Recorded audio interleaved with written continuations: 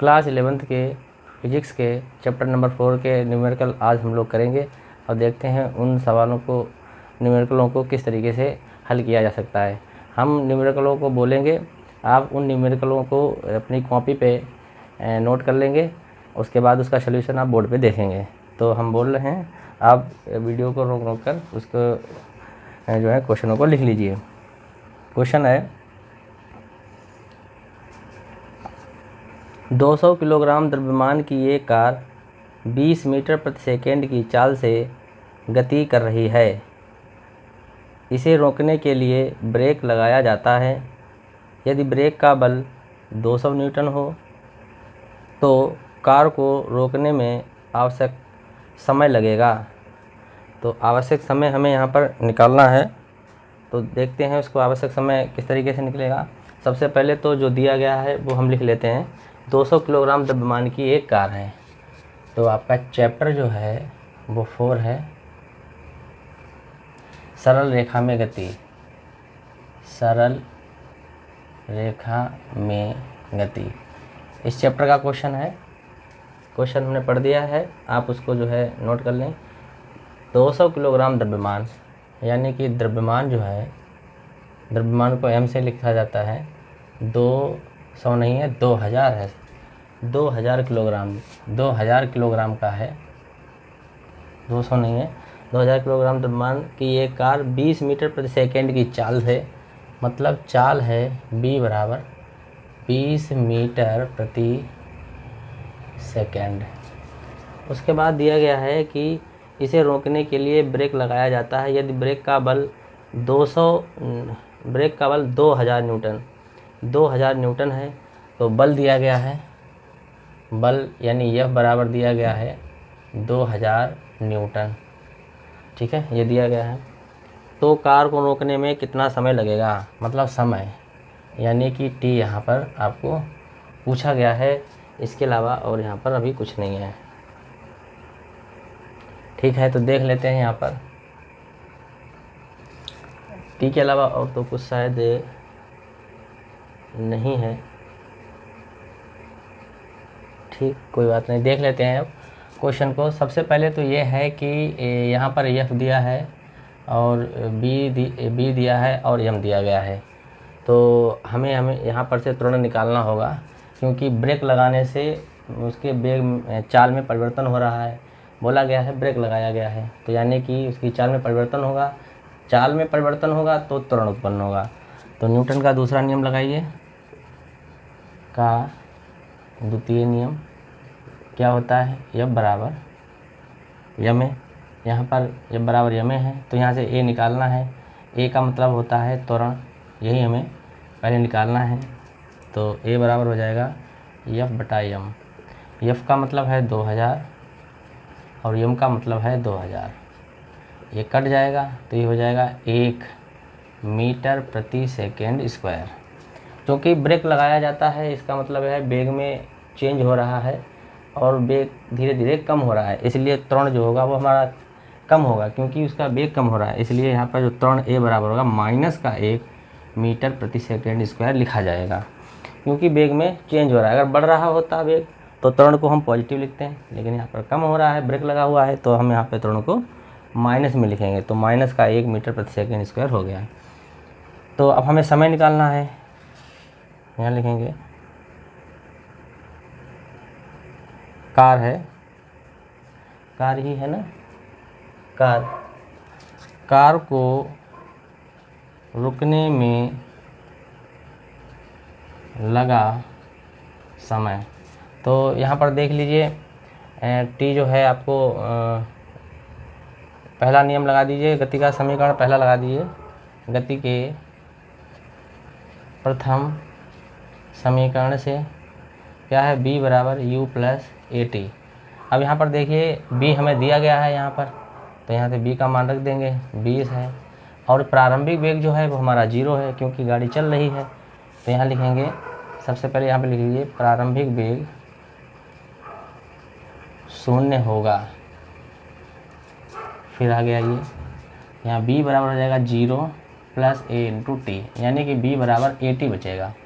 यहाँ से अगर t निकालेंगे तो b बटा a आ जाएगा, यानी कि t बराबर क्या होगा, b का मान हमें पता है 20 है और a का मान क्या है हमारा, a का मान हमने निकाला है 1 दिया गया है। तो जब 1 इससे कटेगा तो हमारा आ जाएगा 20, यानी कि समय नेगेटिव नहीं होता है, इसलिए यहाँ से नेगेटिव वाला जो साइन माइनस का है वो हम यहाँ से हटा देंगे। तो यहाँ हो जाएगा 20 सेकेंड, मतलब ब्रेक लगने के बाद जो गाड़ी है हमारी 20 सेकेंड के बाद वो रुक जाएगी, 20 सेकेंड के बाद वो गाड़ी रुक जाएगी। इस तरीके से इस क्वेश्चन का ये हमारा आंसर आ गया। इसका स्क्रीनशॉट ले लीजिए। अब नेक्स्ट क्वेश्चन देखते हैं।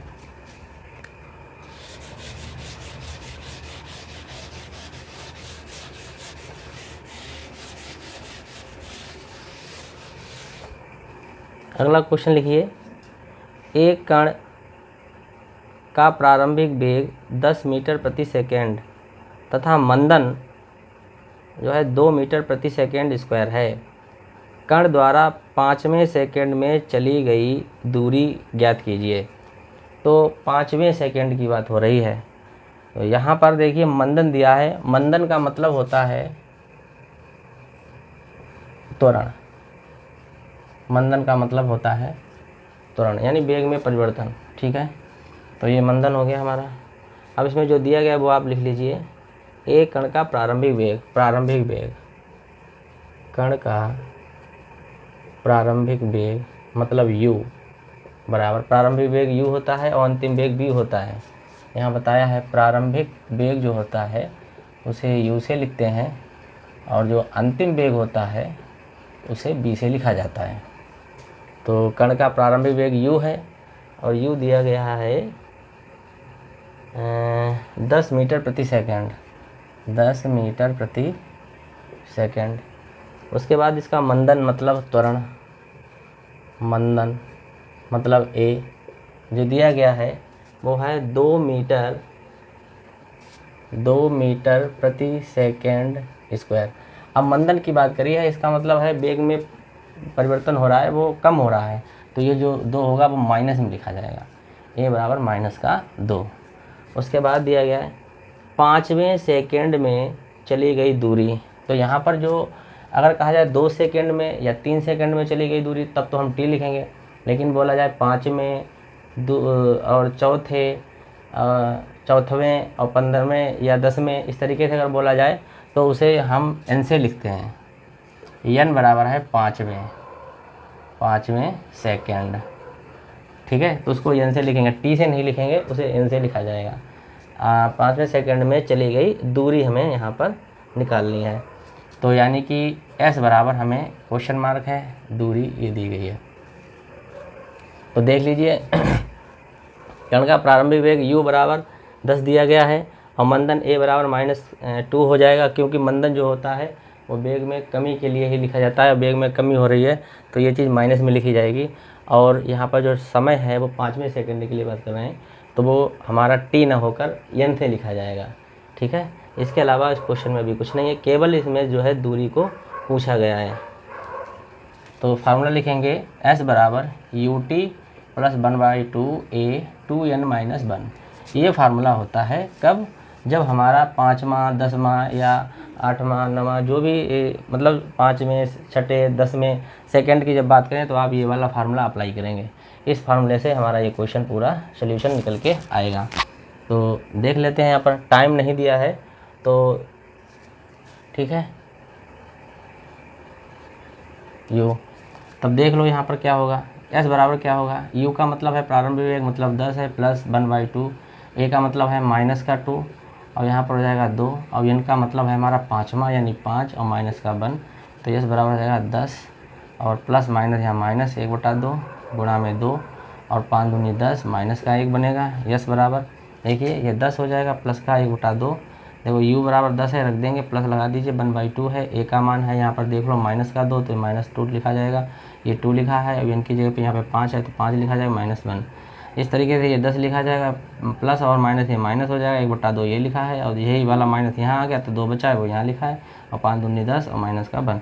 ये 2 इसे कट जाएंगे, 10 माइनस के और 10 में से 1 जाएंगे तो यहाँ पे बचेंगे 9।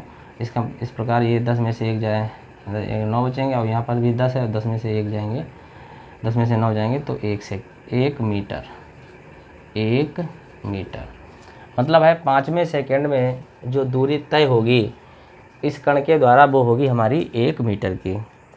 तो आप ये याद रखिए, जब भी मंदन की बात करें तो त्वरण को उसको माइनस में लिखा जाता है, ठीक है। अगर कम हो रहा है वेग तो उस मंदन को बोलते हैं, वो हमारा माइनस में लिखा जाता है। दूसरा है यन, 5वें सेकंड की बात हो रही, 5वें तो इसका मतलब ये टी न होकर यन लिखा जाएगा। फार्मूला ये होता है 9वें या 10वें सेकंड के लिए एस बराबर you plus 1/2 A 2n minus 1। आप इसको वैल्यू को रख दीजिए, इस तरीके से क्वेश्चन का आंसर हमारा हो जाएगा। एक क्वेश्चन नंबर अगला है,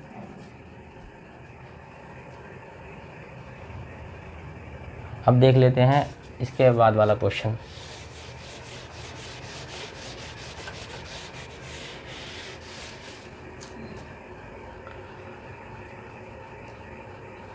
क्वेश्चन को लगाने से पहले जो वैल्यू होती है जिसको किसको क्या बोलते हैं वो आप लोग देख लीजिए। u बराबर बेटा होता है प्रारंभिक वेग, b बराबर होता है हमारा अंतिम वेग और a बराबर होता है हमारा त्वरण जो है धनात्मक और ऋणात्मक दोनों होता है, धनात्मक और ऋणात्मक ये दोनों होता है, ठीक है। और आपको पता है यस बराबर क्या होती है, वो दूरी कहलाती है, ठीक है। उसके बाद और टी बराबर जो होता है वो हमारा समय होता है। तो ये जो है कुछ चीज़ें हैं जो आपको वेग परिवर्तन और दूरी और समय को निकालने में यूज होती हैं। ये उसके प्रतीक चिन्ह हैं, इनको आप ध्यान रखिए। अब इनके मात्रकों को भी आप ध्यान रखिए। इसका मात्रक को लिखा जाता है मीटर प्रति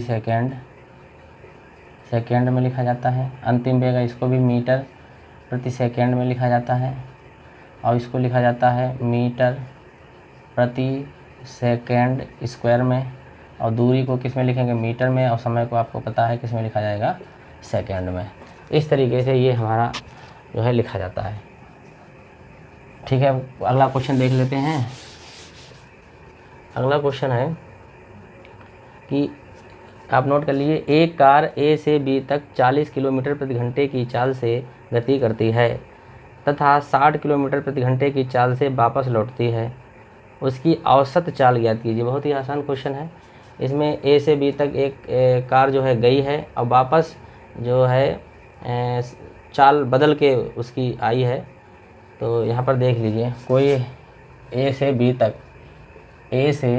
तक कोई कार जो है यहाँ से यहाँ तक चली है, तो यहाँ पर जो पहली चाल है इसकी प्रारंभ में चली है वो तो 40 किलोमीटर प्रति घंटे के हिसाब से चली है प्रारंभ में, जब ये चली है। जब ये यहाँ से जब यहाँ गई है तब, लेकिन फिर A to B जब ये इधर से इधर वापस आई है तो ये B2 बराबर हो जाएगा हमारा 60 किलोमीटर प्रति घंटे। जब B से इधर आई है तो 40 की बदल गई, तो औसत चाल निकालनी है। तो यहाँ लिखेंगे A से B तक चाल जो है B1 बराबर 40 किलोमीटर और B से A तक चाल यानी B2 बराबर है हमारी 60 किलोमीटर प्रति सेकंड। यहाँ लिखेंगे औसत चाल पूछी गई है यहाँ पर, कुल चाल बटे कुल समय, यही यहाँ पर दिया गया है, ठीक है।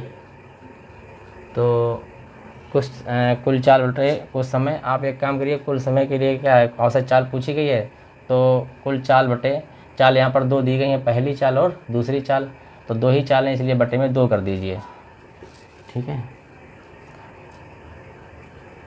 यहाँ पे ऐसे कहिए, औसत चाल कैसे निकालेंगे, औसत चाल बराबर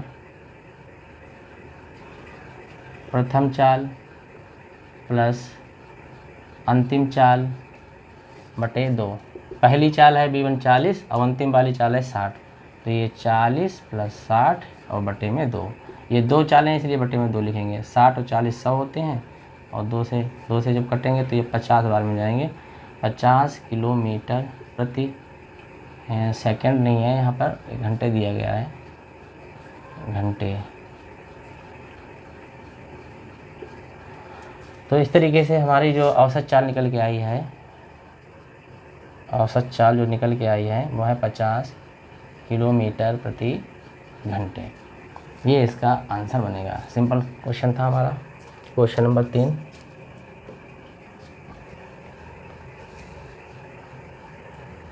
अब नेक्स्ट क्वेश्चन देख लेते हैं।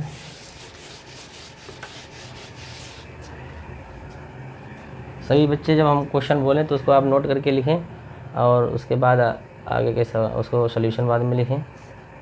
तो अब ये अगला क्वेश्चन दिया गया है कि एक कार सर्वप्रथम 5 किलोमीटर की दूरी पूर्व दिशा में तय करती है।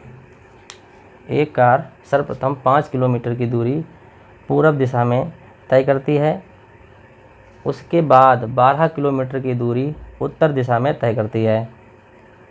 कार द्वारा तय की गई कुल दूरी तथा विस्थापन ज्ञात कीजिए। तो ये बहुत सिंपल सा सवाल है।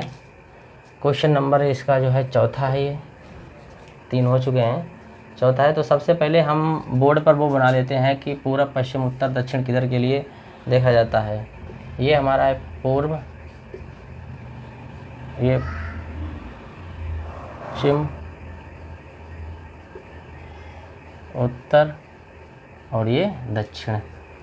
तो हम अगर इस सेंटर को यहाँ पर से इस सेंटर को, इस वाले बिंदु को यहाँ पर मान लें पहले, तब इसी सेंटर ओ को यहाँ पर ओ से हम डिनोट कर रहे हैं और कह रहे हैं कि 5 किलोमीटर की दूरी पूर्व दिशा में। तो पूर्व दिशा इधर है, देखिए ये इधर है, तो 5 किलोमीटर की दूरी इधर है, तो हम यहाँ पे बना देते 5 किलोमीटर, 5 किलोमीटर, ये चल गए।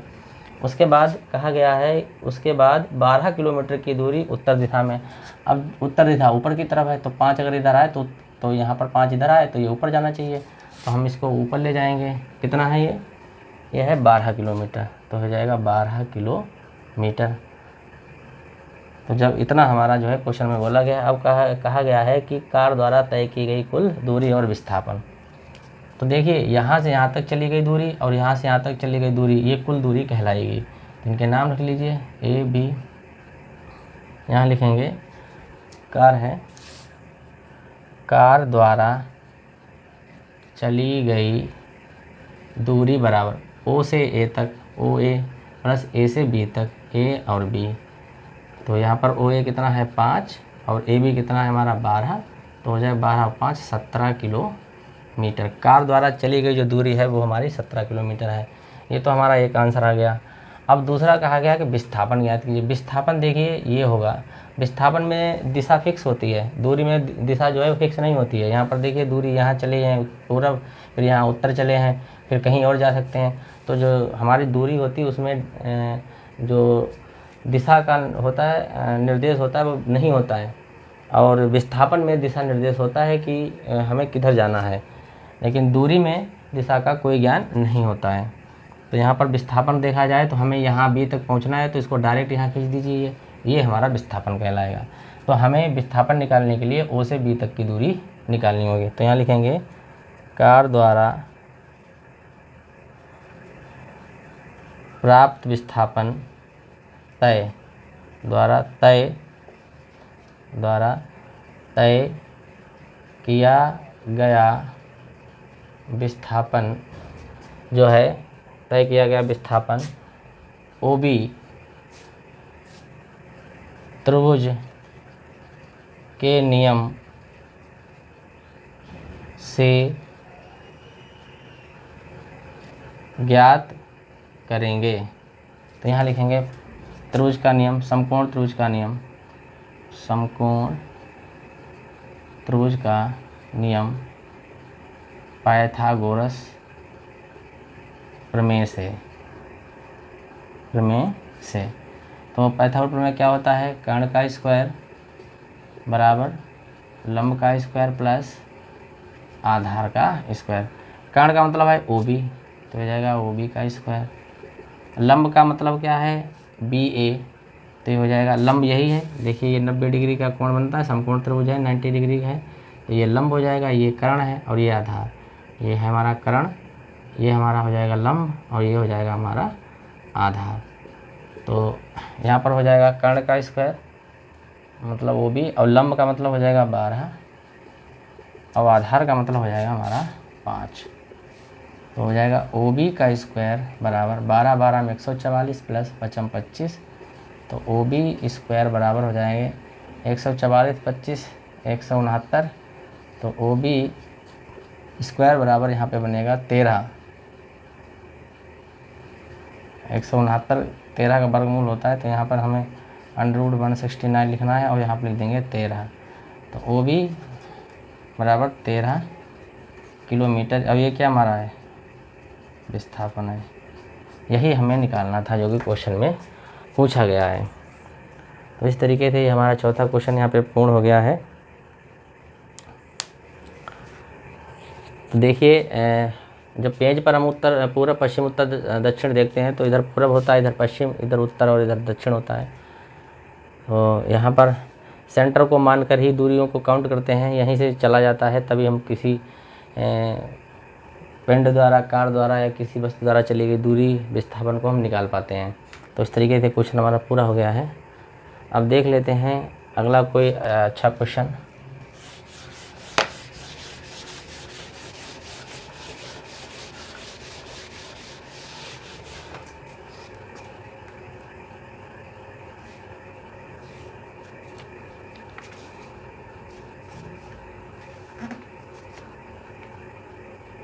यहाँ पर जो है एक ग्राफ के द्वारा क्वेश्चन को बताया गया है। क्वेश्चन नंबर 5 है, एक ग्राफ बनाया गया है। क्वेश्चन है एक्स अक्ष के अनुदिश गतिशील कण के वेग समय ग्राफ से ज्ञात कीजिए। तो इसमें ग्राफ जो है बना के दिखाया गया है। यहाँ पर इस तरीके का ग्राफ है, आप बना लीजिए, ये है, और ये 0 दिया है, 1 2 और ये 3 और यहाँ पर ये 4 है। अब यहाँ पर ये गिनती 2 लिखी हुई है, 2 4 6 8, 2 4 6 और 8, ठीक है। ये है टाइम के लिए, ये t है सेकेंड में। उसके बाद ये ऊपर वाली जो है ये वेग में काउंट हो रहा है, ये b वेग है, वेग, तो हो जाएगा 0। अच्छा, अब इसके बाद में पूछा गया है कि त्वरण, क्वेश्चन दिया गया है एक्स अक्ष के अनुदिश गतिशील कण के वेग समय ग्राफ से ज्ञात कीजिए। और पहला दिया गया है त्वरण ज्ञात कीजिए, नंबर 1 त्वरण, और नंबर 2 ज्ञात करना है 0 से 4 सेकेंड तक चली गई दूरी। तो पहला दिया गया है, पहला हमें निकालना है त्वरण और दूसरा हमें निकालना है 0 से 4 सेकेंड, 0 से 4 सेकेंड तक चली गई दूरी, चली गई दूरी। ये दोनों चीज़ें हमें यहाँ पर निकालनी हैं, ठीक है। तो सबसे पहले हम देख लेते हैं त्वरण निकालने के लिए। तो हमारा त्वरण क्या है, त्वरण होता है नंबर 1 निकालना है वेग में परिवर्तन बटे समय अंतराल, ये होता है हमारा त्वरण। अब यहाँ पर वेग देख लेते हैं। तो वेग हमारा कितना है, वेग जो है हमारा वो 2 से 8 तक जा रहा है, 2 से 8। तो यहाँ पर वेग जो है 2 से 8 जा रहा है। वेग देख लेते हैं, वेग है 2 से 8। तो यहाँ पर ये v1 है, तो v1 बराबर हमारा दिया गया है, v1 दिया गया हमारा 2 मीटर प्रति सेकेंड स्क्वायर, और v2 जो है वो लास्ट वाला है 8 मीटर प्रति सेकेंड स्क्वायर। समय अंतराल देख लीजिए, समय अंतराल ये हमारा है 0, यानी कि t1 है 0 सेकेंड, उसके बाद t2 है हमारा 4 सेकेंड, t2 है हमारा 4 सेकेंड, ठीक है। ये हमारा है, ये t1 है और ये t2 है, ये v1 है और ये v2 है। इस तरीके से ये हमारा जो है त्वरण जो है निकलेगा। तो त्वरण में आप मान रख दीजिए, वेग में परिवर्तन मतलब v2 माइनस v1, और यहाँ पर क्या होगा t2 माइनस t1, अंतिम वेग में से प्रारंभिक वेग घटाया जाएगा, तो अंतिम समय में से प्रारंभिक समय घटाया जाएगा। v2 है हमारा 8 और v1 है हमारा 2 और t2 है हमारा 4 और t1 है हमारा 0। ये बनेगा 6/4। जब इसको आप सॉल्यूशन करेंगे तो इसका आंसर बन के आएगा, 2 से काटो, 2 दूनी 4, 2 तियाँ 6, 3/2 मतलब 1.5 मीटर प्रति सेकेंड स्क्वायर। ये हमारा यहाँ पर त्वरण बन के आ गया है। ठीक है, ये हमारा त्वरण निकल के आया है। अब हम दूसरा निकालते हैं, 0 से 4 सेकंड तक चली गई दूरी। आप इसका स्क्रीनशॉट ले लीजिए।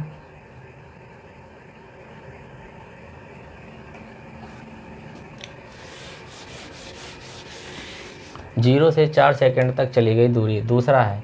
तो यहाँ पर एक लाइन यहाँ पे खींच लेते हैं, या एक काम करिए,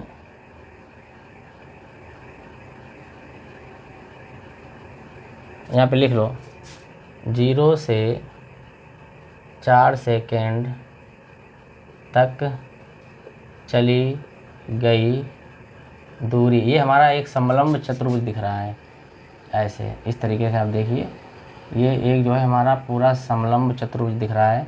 हम इस समलंब चतुर्भुज का क्षेत्रफल निकाल लेंगे, वही हमारा चली गई दूरी के बराबर होगा, क्योंकि इस टोटल में ही कोई चीज़ यहाँ से यहाँ तक गई है, तो इस टोटल के क्षेत्रफल के बराबर ही इसके द्वारा तय की गई दूरी होगी। तो यहाँ लिखेंगे समलंब चतुर्भुज का क्षेत्रफल। ठीक है, तो समलंब चतुर्भुज का जो है क्षेत्रफल है, लेकिन इसमें 0 से 4 दिया गया है ना, 0 से 4 सेकंड तक चली गई दूरी।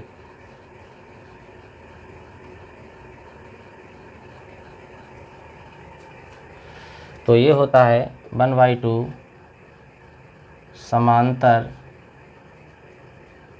भुजाओं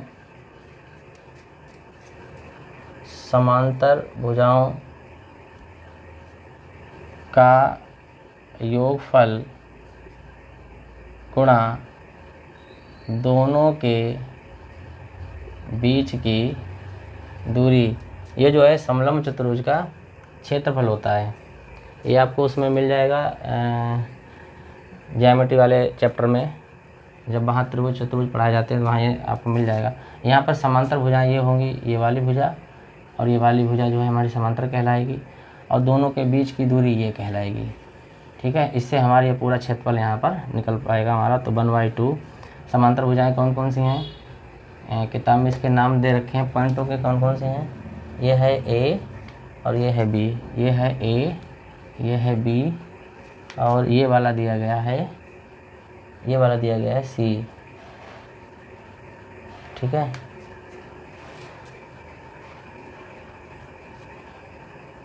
ठीक। तो यहाँ पर समांतर भुजाएं हो जाएंगी ओ ए प्लस सी बी गुणा दोनों के बीच दूरी क्या है, ओ सी देख लीजिए। समांतर भुजाओं का योगफल, तो समांतर भुजाएं ओ ए और बी सी, इनका योगफल, दोनों भुजाओं के बीच की दूरी ओ सी।